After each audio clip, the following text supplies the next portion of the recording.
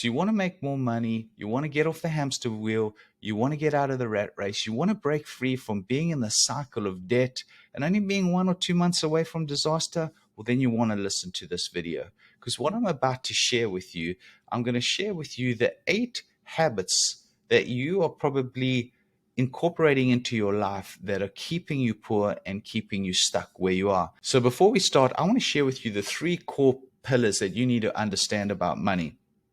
And the first pillar is learning how to earn money, right? You need to master that skill of how you can earn more money.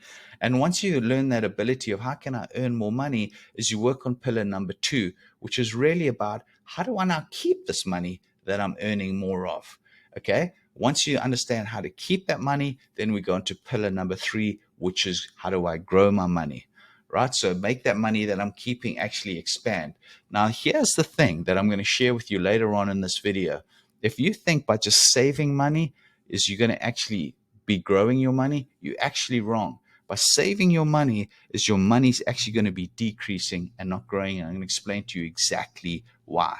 So let's look at these 8 core pillars, or these 8 core habits, that are keeping you stuck and keeping you broke. Number 1 is understanding that you are paying yourself last. This is especially true for business owners, self-employed people, where you pay everybody else, you pay expenses, you pay your tax, everything, and then whatever's left over you keep for yourself. But here's something to think about. I want you to adopt the government principle. So what is the government principle? It's understanding this. Who is the first person that's going to come and take money from you? It's the government. It's the tax man. They're going to take that 20, 30, 40, or 50% tax from you, right? And guess what? You can't escape it. If you do, there's penalties, there's fees, there's liabilities, imprisonment, etc. They're going to come after you. They'll even put lien on your property. Okay. So by the way, this is not accounting advice. This is not financial advice in any way, shape, or form, but just understand that. So what happens if you adopted that same principle, but you were the government? Meaning, instead of paying yourself last, as soon as you get that income, you take a 10% or 15% or 12% share directly for yourself and put it in that savings or investment account and treat it like it was an extra tax. Because if the government said to you, hey, I'm raising your tax by this, you would pay it. You might complain, you might kick and scream, but you would still pay it. You'd be obligated to do it. So take that same mindset that you do to paying your taxes and apply it to you paying yourself. Start building that next nest egg. The second thing is understanding the difference between good debt and bad debt. So what is good debt? What is bad debt? So bad debt is things that are taking money out of your account. They're constantly drawing money out of your account. Home mortgage, credit cards, car payments, phone payments, anything that is debt on a consumable, or even your house. You might think your house is an asset. It's not an asset. It's a liability. On the bank's balance sheet, it's an asset. On your balance sheet, it is a liability. The bank owns that until you've paid your mortgage and until you've paid that out in full. The same thing with your car.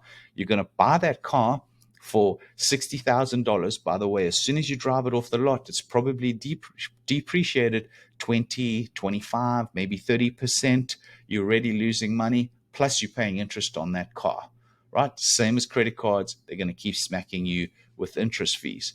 Now, good debt. So what is good debt? Well, let me give you an example. Years ago, when I'd lost everything with my health issues, which I've already shared, I was about $500,000 in debt. I got out of that. So I eventually had built up like this $50,000 nest egg. And I thought, wow, it's taken me 6 or 7 years to get here. I'm going to hold on to this. But I had this big business idea.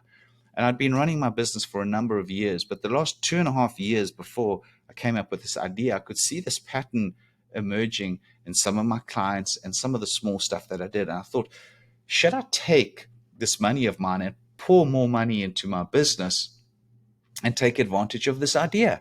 But I didn't want to risk this. This was my family's money. That's the way I saw it.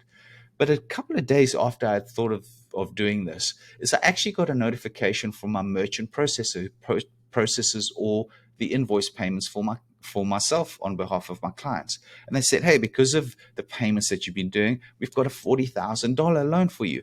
And it was like this light bulb moment. Aha, I'm not going to risk my money. I'm going to take this $40,000 loan. And I remember my wife saying to me, why are you doing that? You don't want to get into debt.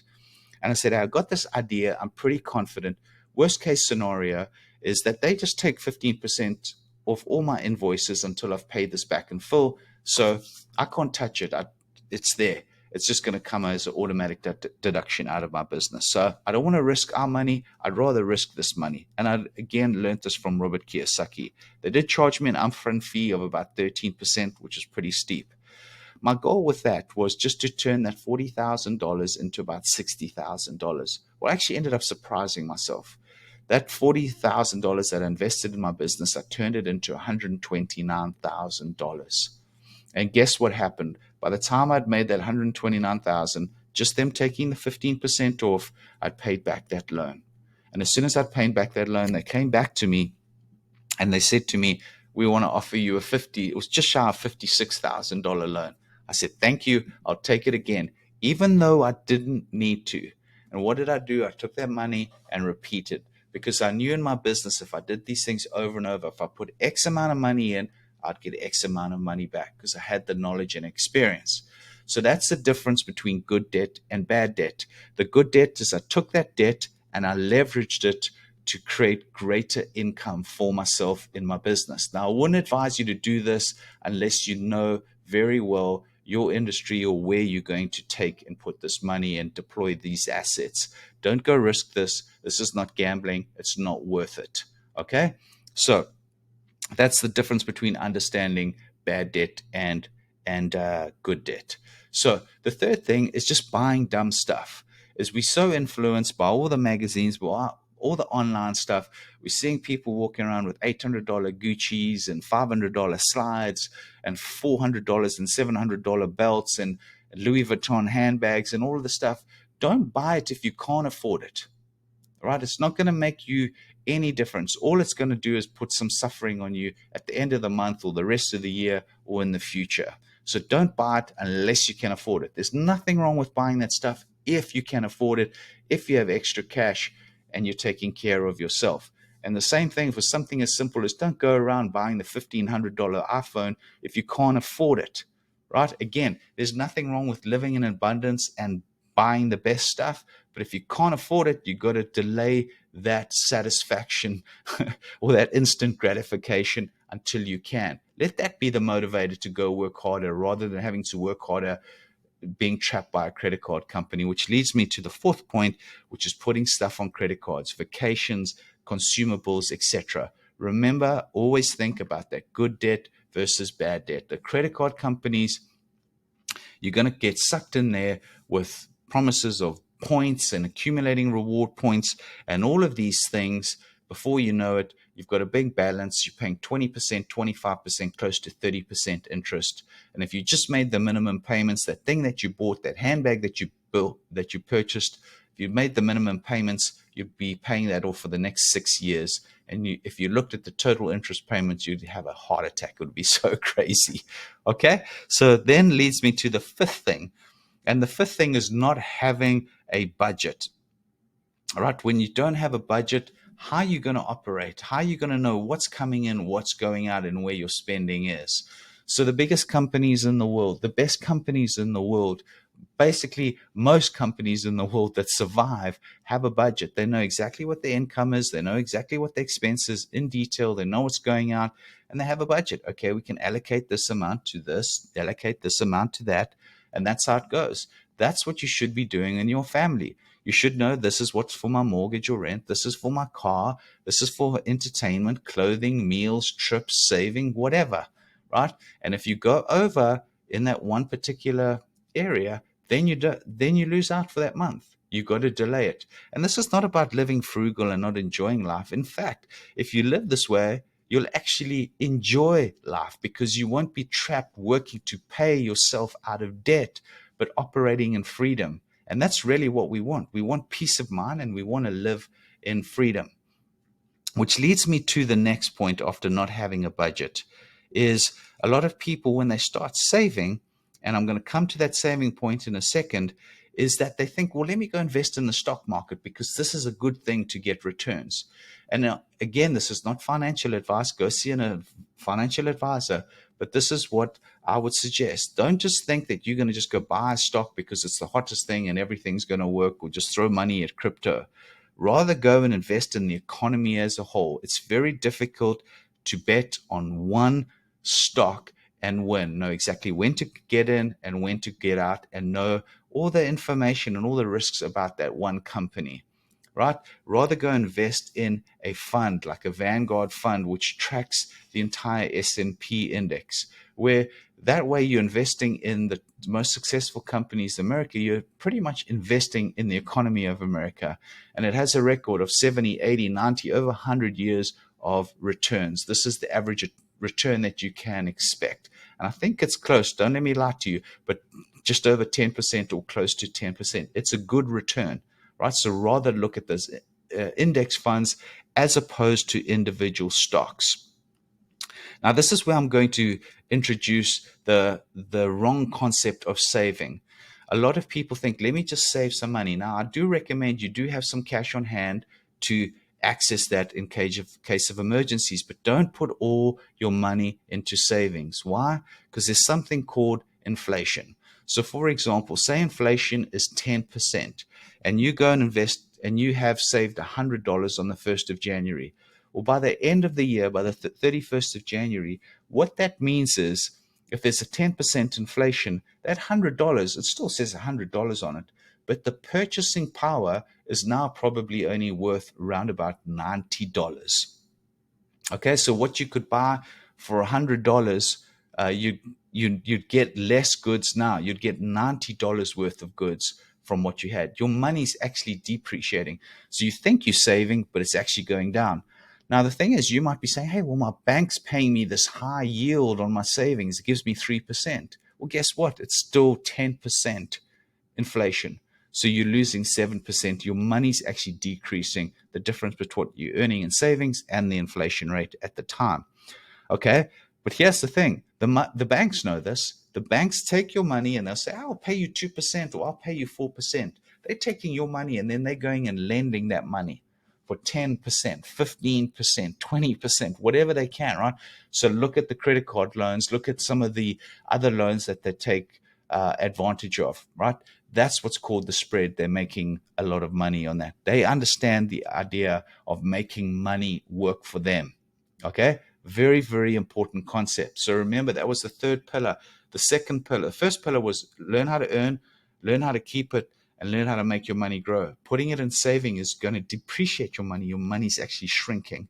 Okay, so think about where can I go invest so that my money's actually getting a return and growing far better, bigger or better than what the bank would give me. The seventh item is having one source of income. All right, so most people are 2, 3, 4 months away from financial ruin if they lose their job. Right? The same thing happened to me. When I got sick, I only had one source of income. So even though I had this big pot of cash saved, I had a lot of equity in a home, I didn't have any other debt. All of a sudden, I went from that to upside down 500K within a stage of 7 years. How did that happen? I only had one source of income. So as my medical fees increased, as the 2008 bubble came along, I lost the value in my home, my stocks halved, all of these items, right? 401K gone, all of those things put a lot of pressure. Now I had all these high expenses, but I had nothing to offset that because I was relying on one source of income. So invest your time, invest your knowledge, invest your energy in learning how to create a side gig, a side business, a side hustle, anything that brings additional source of revenue. So you're not reliant on that one stream of income.